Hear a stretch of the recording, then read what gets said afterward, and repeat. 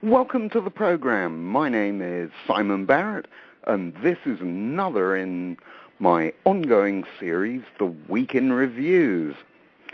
This week, we're going to talk with renowned stained glass artist Mark Levy. Mark, welcome to the program. Hi, Simon. Good morning. Thank you for having me. I love stained glass. I have to tell you that right off the bat. So what I would like to do for the benefit of our listeners is for you to tell us a little bit about yourself. Who is Mark Levy? Southern California native, born and raised in the Los Angeles area. My background is in both art and architecture, on design, historical, and for inspiration. I have been working with glass since about 1976 or 77 and have had the benefit of having several studios around the Los Angeles area to give me an even better appreciation of being able to grow up in such a great locale. Okay. Stained glass is an awesome media, or medium rather. Where did you get the interest in that speciality as opposed to, some other discipline? Back when education was fully funded in the 70s in Los Angeles, my high school offered an introductory course in stained glass as part of its elective program. And having done and taken most of the other classes in school, it struck me as kind of an interesting subject because I didn't know that much about it either. So it was in 1972 that I afforded myself of that class. Was taught by a gentleman who also taught woodshop at our school, Ben Halpern, and he was very inspirational in taking his students and giving them an introduction into this craft, which goes back thousands of years. But he was a very good instructor and enabled people who never had any experience with it to actually create projects. Wow, I'm totally amazed. I look at the schooling system today, and all I hear is the evil STEM and test results. Things have changed. I seriously doubt that many high schools are teaching classes about stained glass and how beautiful it is.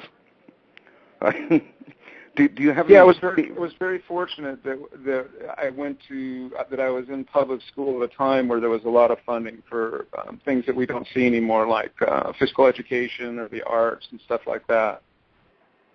Wow. Now, you and I have talked on several occasions, many occasions, and I can honestly say you know more about stained glass than anyone I have ever met. I'm just the man in the street, shall we say, and I know little about art, and I'll use that awful term, but I know what I like. Yeah, and that's where most people come from with the arts. They know what they like.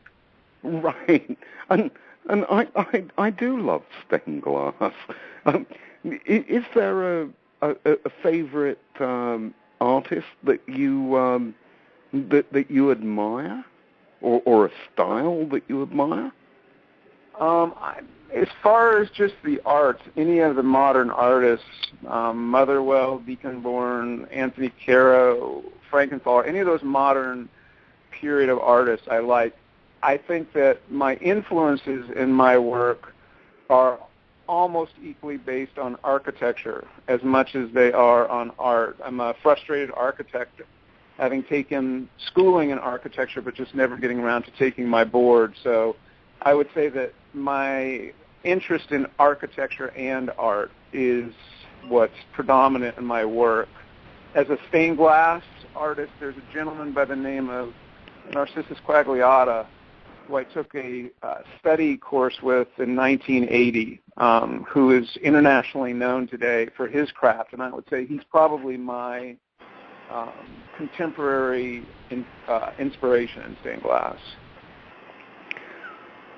It's interesting that you talk about architecture. Recently, I reconnected with a very, very old friend of mine. We hadn't talked in almost 35 years, and he trained as an architect, and got all of his papers. And I recall the day when he told me, I'm not designing little boxes on a hill. I am going to change my career and become a truck driver.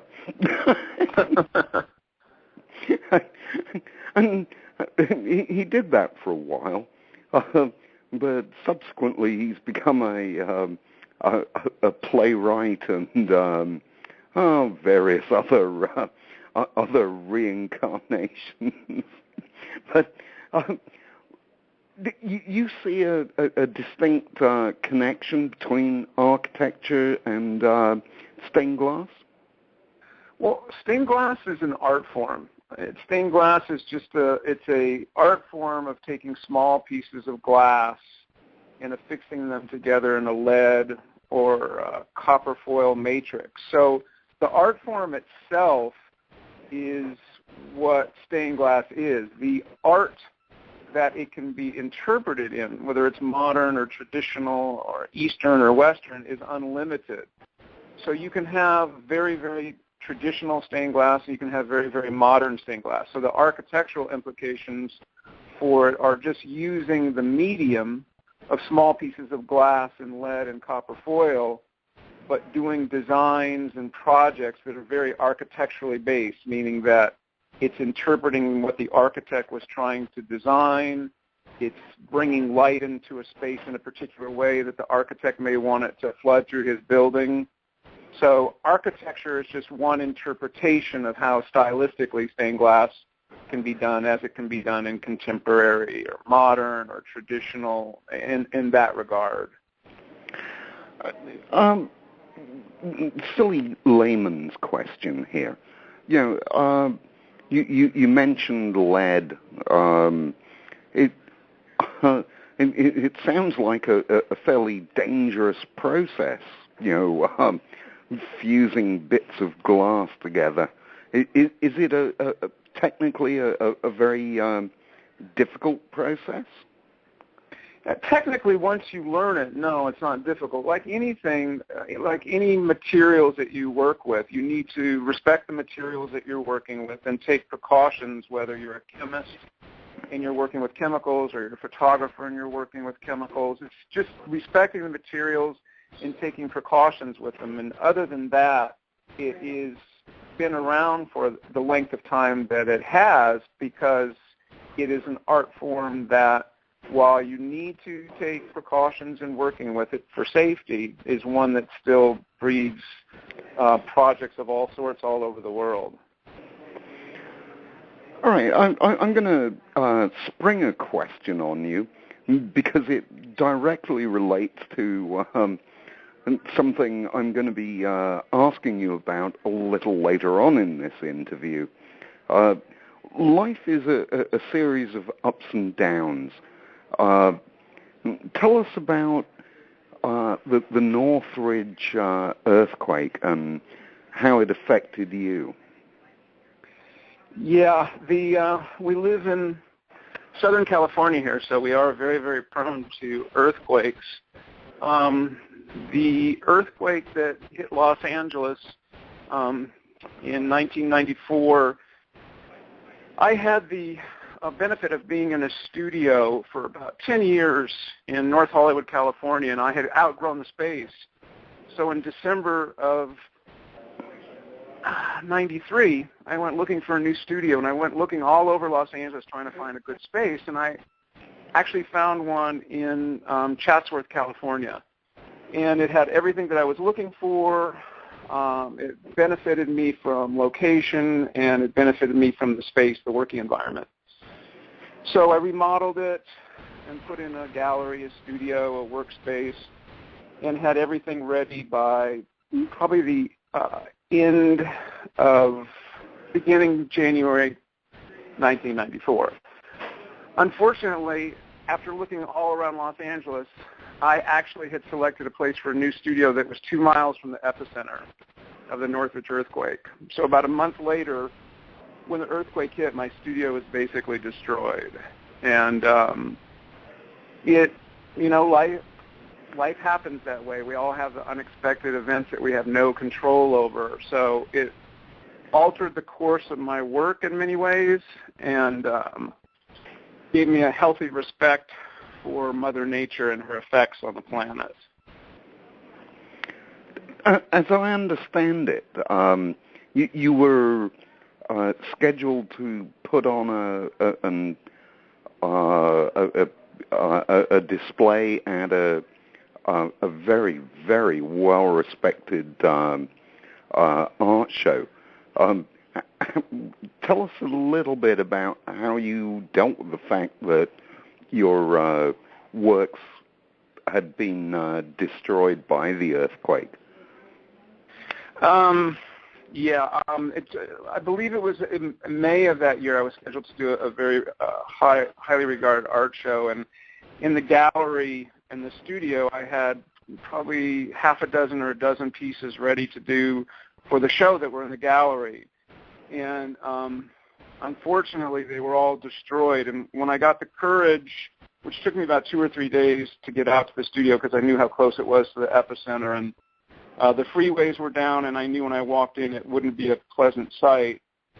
When I walked into the space, I walked into the gallery, and everything was destroyed, and I felt like I walked into a glass graveyard. And I knew that I had this show to do, and it was a really important show for me to do. So feeling that, what I did is that I took, it's a corny, somewhat cliched statement, but I took the lemons that life gave and made lemonade, and I changed the focus of the art show. I took each of the broken pieces and created plexiglass coffins for them. They were different sizes and different shapes based on the remnants that were left of the piece. I had little headstones made and put them in front, and then at the show I set up a display on pedestals with pieces of grass underneath these plexiglass coffins that contain the remnants of the work, with the headstones, and put flowers in front of each one so that it looked like a cemetery for glass. And as it turns out, which has never happened before, I not only won first place for the art, but I won first place for the display of the booth by creating this glass graveyard. And actually all the pieces sold, and I had to hang on to one because I wanted to keep one myself. So I don't know if I would have won first place had that not happened. I have no way of knowing that. I think that when events happen, you don't know where they're going to lead or where they're going to take. You just do the best you can when they happen. Right. But that was hardly the first award. Well, it might have been the first big award that you won. But I understand that recently you got another award, a place called House. Tell us a little about that. Yeah. House.com is a website. It falls under, I suspect, what the social media category would be, and it's like Facebook, only it's for home design, construction, architecture, interiors. They have, I believe it's 22 million readers, and it is there are architects, interior designers, artisans, suppliers, and it's social media in the sense that there's chat rooms and there's listings, and you can have comments posted, and it's an interaction for everybody in the design community, professional to professional and professional to homeowner. and it is the place right now for interior designers and architects to be, since print media is kind of going the way of what's something that's kind of the dinosaur. The dinosaur. Since print media is going that direction, what Houzz has become is just the place for the design industry and the architecture industry to be able to interact with homeowners all over the world. Yeah, and they gave you an award. They did. It was behind the scenes. What they do is the corporate board selects a certain number of what they're called Houzers, members of Houzz, professional members of Houzz, and they select a small group. And I was given the Customer Service Award for 2014. So that was a really unplanned and very, very gracious thing for them to do, and I really, really took a great deal of appreciation for everybody in awarding me that. So it was completely unexpected, and it's a nice validation that the work that I'm putting out there is connecting with people, both professional and homeowners. Okay, just for listeners, Houzz is HOUZZ.com. Yeah. So well worth checking up, and your particular part of Houzz is houzz.com / Mark Levy Studio. Am I correct in that? Yes, it is indeed. And everybody's listed there based on it's the actual listing is www.houzz.com /pro/ Mark Levy Studio /_public. And everybody has a different listing there as they would if they were on Facebook. So it's essentially Facebook for the design and architecture industry. Right, and I understand you also have a website. Would you care to tell us where people can find you there? Sure, that's Mark Levy Studio as well. And over the years, just to cover my bases, I've got .com, .net, and .biz. So either of those three addresses, people can find marklevystudio.com, .net, and .biz. All right. And incidentally, listeners, it is an interesting site. You can see many of the works that Mark has done, both in the area of public art, which we're about to talk to, and also examples of where you can, see stained glass in private homes.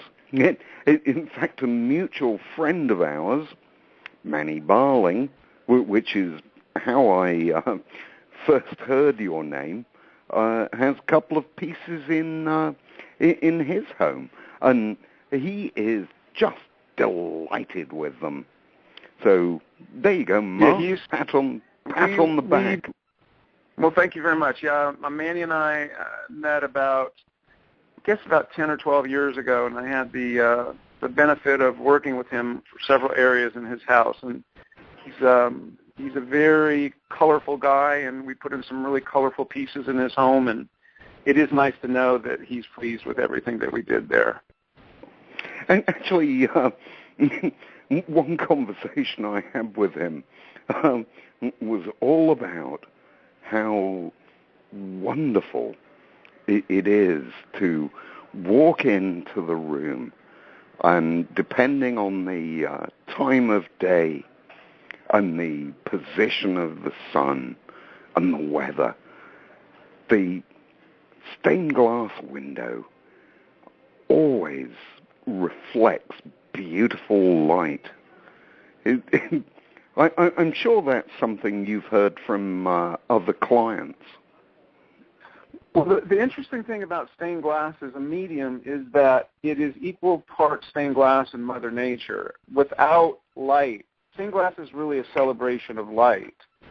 So without light from Mother Nature, stained glass really does not come to life. It's unusual in the sense that most art is in and of itself the focal point, but glass, stained glass, fused glass, laminated glass, cast glass, any of the glass arts really, really are a tool to enhance and personify Mother Nature and what light can do.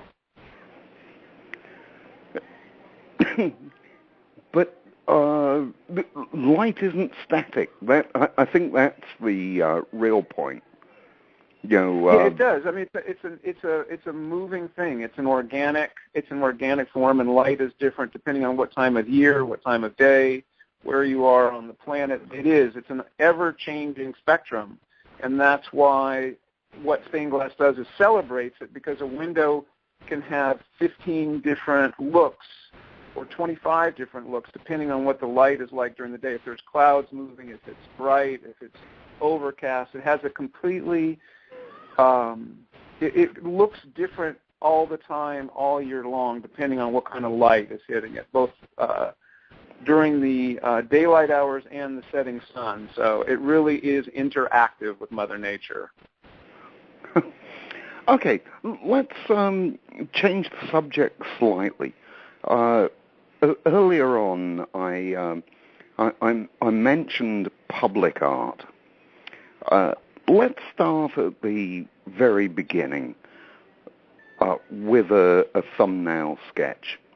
To people like you that are well-versed in the subject, you'll probably think this is stupid. Yeah, but what is public art, and where can it be found? Public art is just that. It's art for the public. It's a federally mandated program that supports the arts across the spectrum and anything that can be considered the arts. It mandates that a certain percentage of construction cost for public buildings, hospitals, libraries, utilitarian police stations, museums, anything that's in the public realm, it mandates that a percentage of the construction cost for that particular complex or building needs to be given to artists, and the artists then take that budget and they create site-specific work in their medium for this public art, so that it becomes part of the building and the public is completely able to see this free of charge, and it is a integral part of what the completed building or location is. You mentioned percentage. What sort of percentage are we talking about?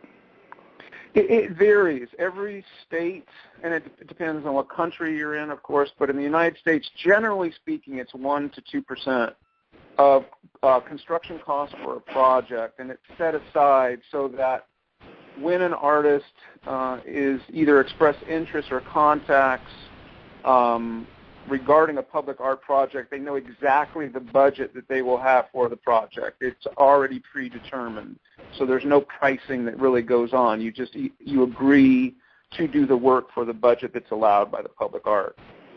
Okay, and I want to focus in on one particular project, and this goes back to the infamous Northridge earthquake that you lost. Yes. a great deal of work. Also damaged was Fire Station 78. So damaged it had to be rebuilt. And the building looks splendid, although the artist's rendering, or the architect's rendering rather, really didn't show it at its best. And that there was a need for some public art in this utilitarian building. I'll let you tell the story. Yeah, it was Fire Station 70 is located in Studio City, California, and as you said, the station was also, as a lot of Southern California buildings were devastated by the earthquake, and it mandated that a new fire station be constructed. And they went about acquiring land for the construction of the fire station, and it ended up being on a parcel that was part of an old golf course that was located in Studio City. There were some tennis courts that had been built over the years, so they took some of the tennis courts out, and fire station was designed for that spot. And then once the fire station had been designed, it fell into the auspices of the LA Department of Cultural Affairs, which is the entity in Los Angeles that handles public art. And there's different entities all over the United States, obviously, that handle the public art process. And then Cultural Affairs went about their set of protocols that they did to announce the project for public art and for inquiry from artists. Okay. Now, you're an artist, but so are many other people. Tell us a little bit about the process.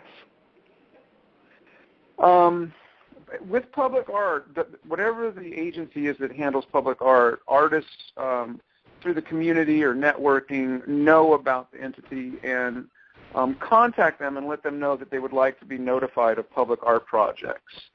So the Department of Cultural Affairs has a repository of names of artists that it keeps on file, and when public art projects are announced, the Department of Cultural Affairs will publicize them, and sometimes specifically according to a certain zip code or council district, artists in that area will be contacted, or it could be citywide, or it could be statewide, or it could even be a national call. And what they are asking for is an RFQ, which is a request for qualifications. So based on the names that they have, artists can apply under an RFQ for that project. The RFQ is a generalized approach to the project that an artist wants to take. They are looking for both emerging artists as well as successful artists who are making a living with their work. And they ask, of course, to see previous works, to find out if you've worked in budgets that are similar to the ones that are being considered for that project, and a very short narrative from an artist on how they see their particular work, attributing the qualities that the city is looking for the public entity and the neighborhood. And that's what public art is, really. It's about the neighborhood, so that each project is supposed to represent the area that it sits in. One part of Los Angeles might have a certain demographic and business core, and another part may have another. And what the city is looking for is someone who understands that not only are they going to be working in their medium and their aesthetic, but their influences are going to be strongly influenced by the public in that particular area. That fascinates me. That's something I had never considered.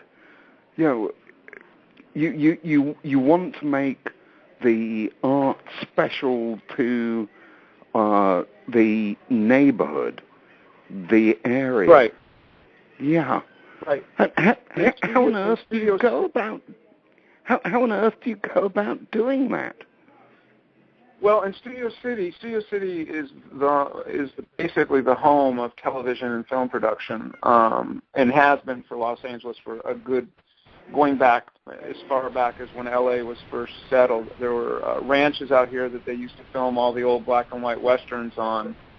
So in Studio City, I knew going in that what the project needed to reflect was that it's the home of the film and television industry. So in the realm of public art, the best thing for an artist to do is to get a feeling for where the art is going to be located. So I did canvassing. I spoke to people on the street. I went to restaurants and chatted with people. I talked to small business owners. I contacted local newspapers. I contacted the studios to find out if I could look at their archives to see what the area was like when it was first being settled. It's a lot of research on the artist's part to get a sense for the community. And the Department of Cultural Affairs expects not only for the artist to create a great work in their medium, but that it be strongly influenced by whatever the particular neighborhood or location is for the art.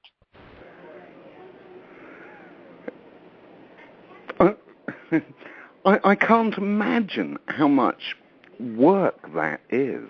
I mean, you haven't even put, pen to paper to design anything.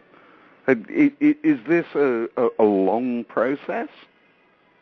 Yeah, I've been involved on several public art projects, and it is as long as the process as the artist wants to make it. Some artists don't believe in doing that. They believe in just, maybe looking online and gathering some information and letting that influence their proposal. But in my case, I spent weeks canvassing all over Studio City and talking to people and talking to firemen in this particular situation because it was for fire stations.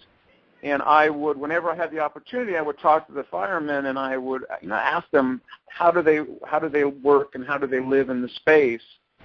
So each artist's approach to it can be very short or very protracted. It really depends on how much energy they're willing to put into trying to secure the commission. I love what you did with Fire Station 78.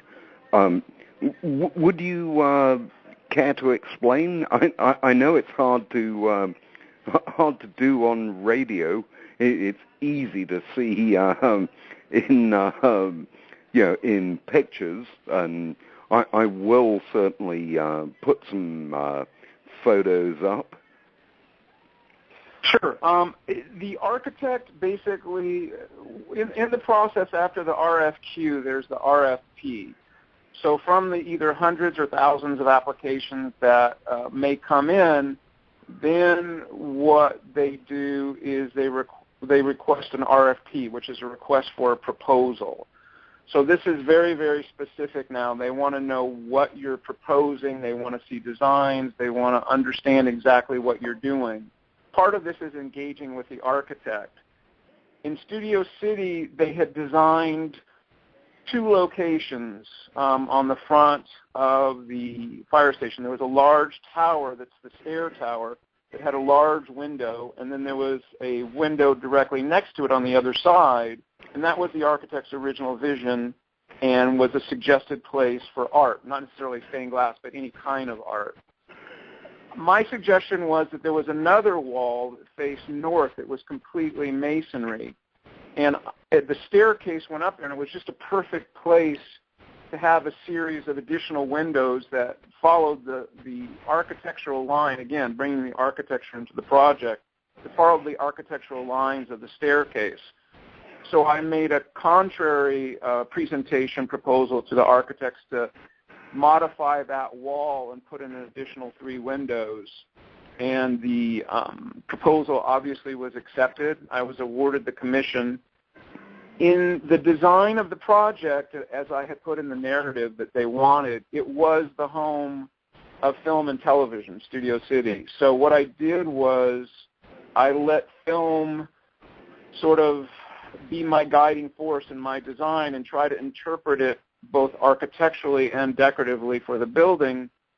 So what the mural is a stylized version of film moving through a projector, which is going back again to the dinosaur days. It's not around that often anymore, when film used to move through a series of sprockets and gears as it moved through a projector. And what I did was I stylized that particular element in glass, as well as creating a background that addressed what the architect was trying to do with his space, taking into consideration how he wanted the spaces to flow. And the combination of those two informed my work.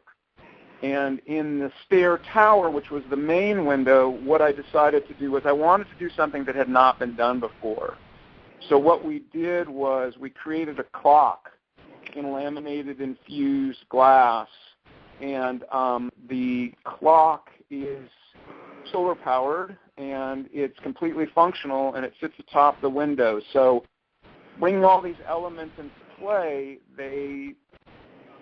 I think what they really do is they give the fire station what the architects and city were looking for, which is great public art, but they also give the firefighters something that they can enjoy all the time and that they can appreciate when they're not running out saving lives. So it also gives the people in the neighborhood something to see when they go by because they've lit it very well.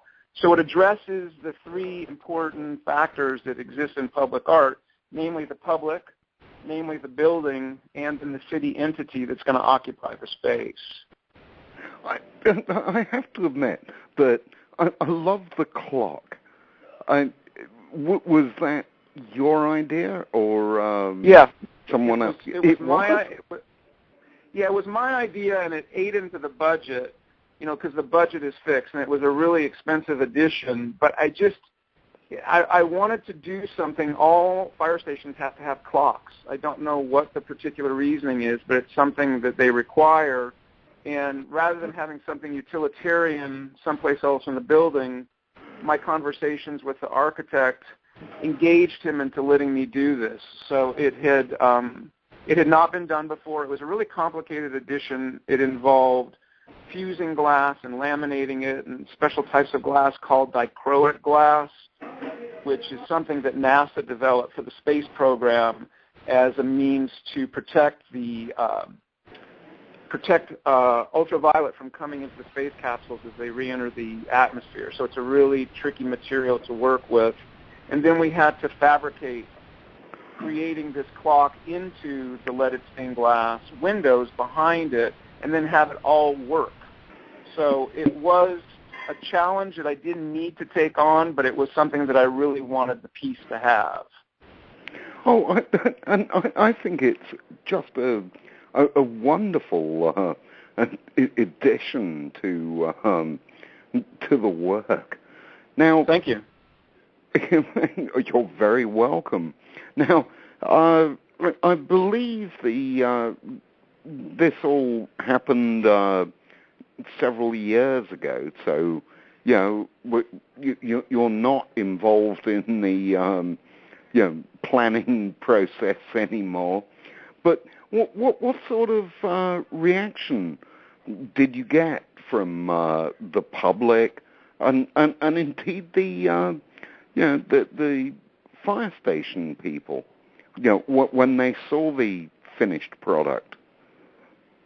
Public art from start to finish can be a multi-year process. I worked on the fire station for probably 4 or 5 years.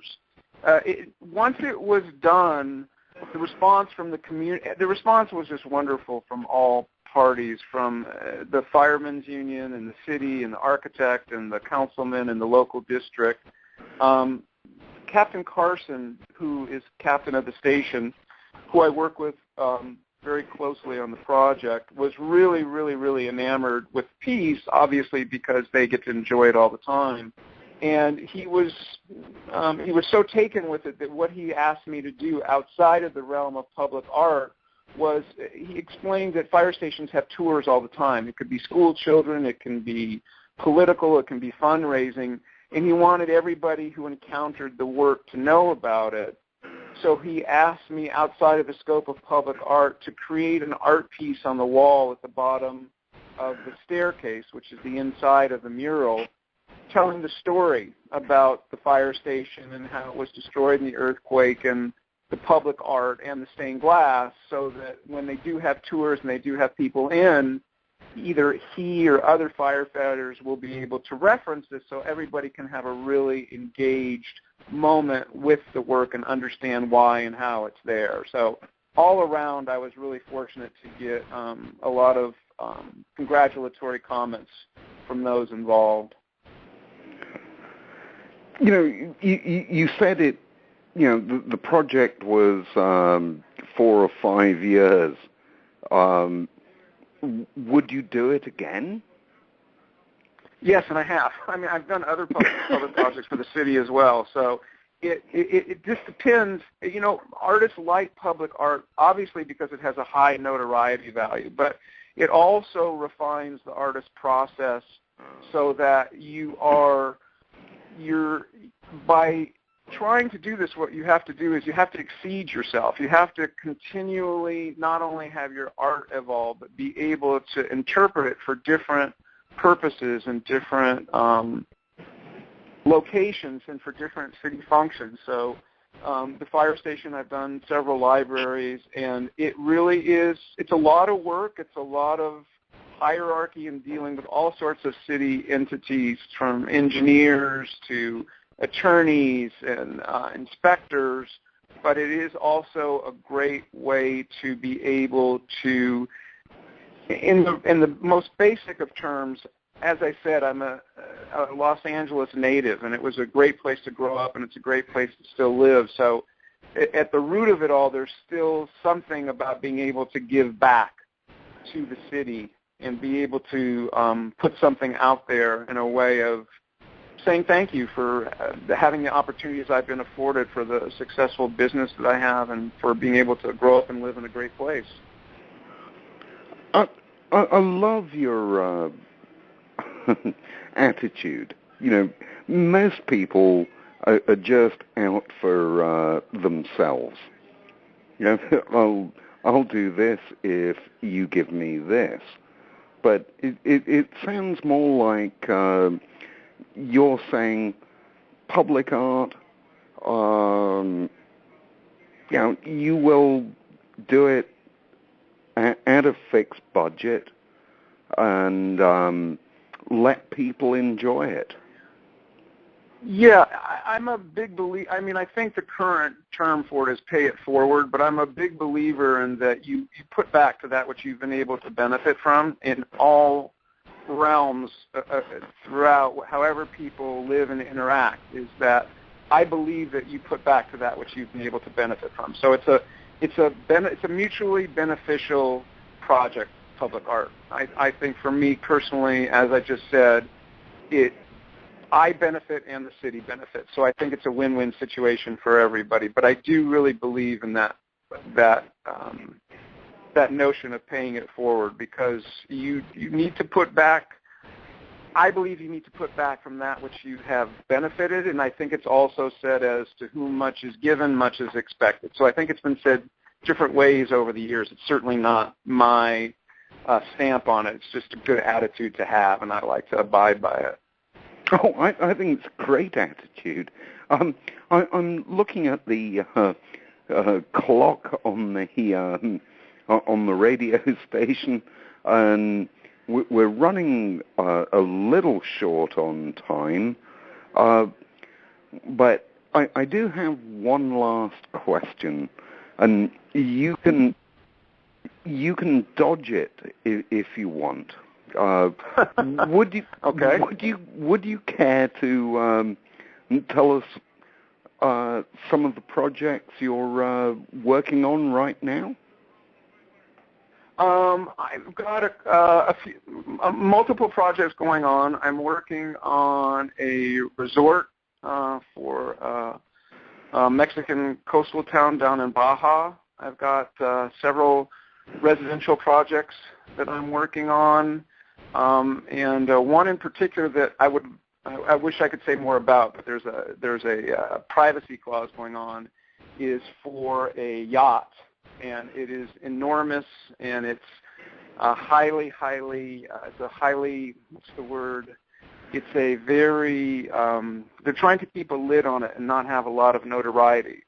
So it's something that's really interesting, because from a nautical standpoint, there are a tremendous number of restrictions on glass on board a private ship that I'm having to use and follow, that are dictating how I'm working. So it's a very, very interesting process, and it's just the more varied that the projects I work on, the more I think what happens is people get to see that everybody's general interpretation when they hear stained glass is either religious or very, very traditional and Victorian, because that's sort of the nature of what stained glass is. But as I said earlier, stained glass is just a medium. It's just an art form. So what I'm trying to do is to show people that not only can it be traditional, but it can be done in very modern ways and applications that people haven't perhaps thought of before. Okay, you definitely caught my attention with the nautical one, and yeah, obviously you can't talk about it. I would love to, but I've got a privacy and non-disclosure things that are going on with it. But I'm just not, quite sure how stained glass could work on a yacht. Presumably,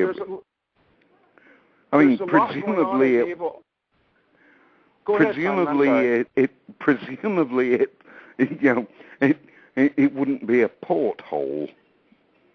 No, naval architecture is a rapidly evolving and changing field, and boats today or ships today are like floating residences. They're not necessarily the boats of before, and today it's not uncommon to have full-height windows on yachts that look really like a home in the country. So in this particular instance, it's in part of the ship that I'm just catching myself. I can't even say that. So basically, this is an art form in a way that one wouldn't anticipate. So it's being used inside of this ship as it would in someone's residence in that type of a context, so that, again, that it's like their home that's floating on the water. So no, it's not a porthole in that traditional nautical thought that it might be.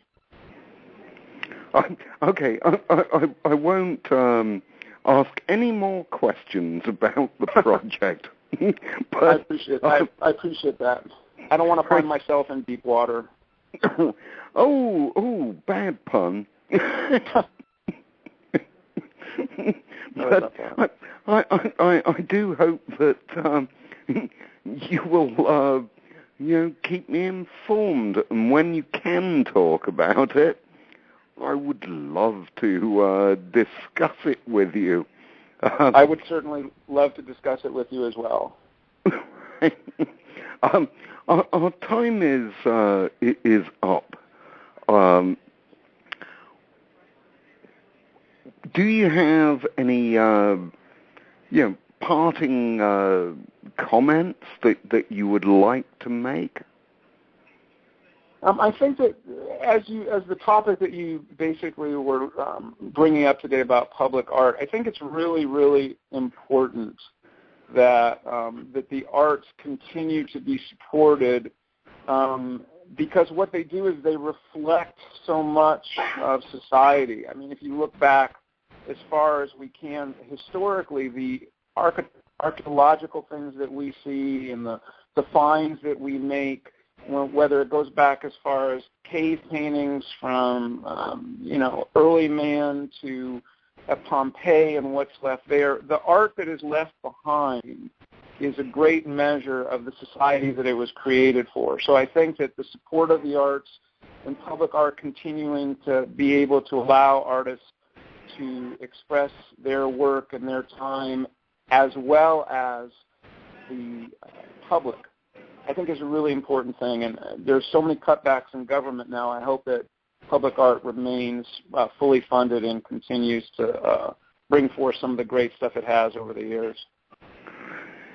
You mentioned the government and cutbacks. I refuse to get drawn into a political debate, but I have a suspicion that public art probably is on the cutting block, along with teaching art in schools, art in general. Unfortunately, I think everything is on the cutting block, and that's just the time that we live in. So hopefully this will continue, because I think it benefits everybody.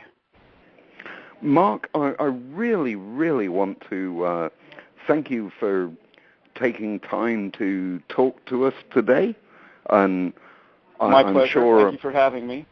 Yep, and I'm sure I speak for everyone here at Blog Talk Radio and bloggernews.net in wishing you a wonderful, wonderful career.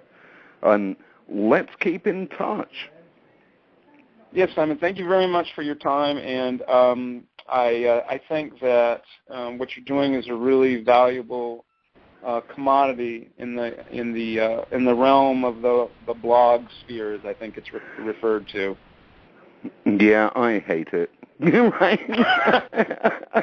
But you can call it whatever you want to call it. Okay. Thank you very much.